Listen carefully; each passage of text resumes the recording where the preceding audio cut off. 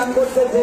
তারপরে 2008 সালে যে নবম জাতীয় নির্বাচন, সেই নবম নির্বাচনে আমাদের যে ভূমি অভিযান গঠন এবং আমাদের ভূমি রক্ষার জন্য যে গঠনটা করা হয়েছিল, সেই ইতিহাস দিয়েছিল, সেই প্রতিজ্ঞাবদ্ধ করেছিল সেই স্বৈরাচারী সরকার, যে 5 আগস্ট আমাদের এই দেশ ছেড়ে বিতাড়িত হয়েছে।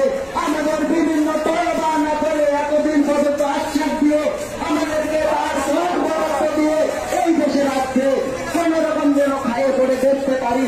প্রিয় বন্ধুগণ, আমরা জানি যে পাগলা ফার্মের ঘটনা, চিরাকোটার ঘটনা, এই পাশে আবার দেখতে দিয়ে কান্ত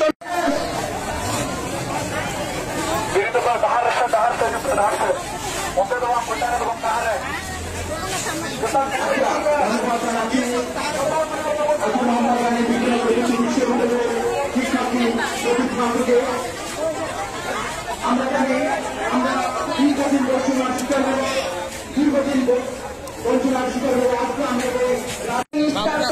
নিস্তার পাবো। তো আমাদের দাবি, যদি ভবিষ্যৎ কমিশন গঠন করা হয়, সমতল থেকে আমাদের যদি একটা প্রতিনিয়ত একটা সংসদে যদি আসন দেওয়া হয় বন্ধুরা, তাহলে তার মাধ্যমে আমাদের এই মনের প্রকাশ করি। আমি যখন আমার সোনার বাংলা যখন বলি, আমার মনের মধ্যে একটা স্রোত চলে আসে, দেশত্ব পদক যে চলে আসে, আমাদের আদিবাসী সবার মধ্যে আছে।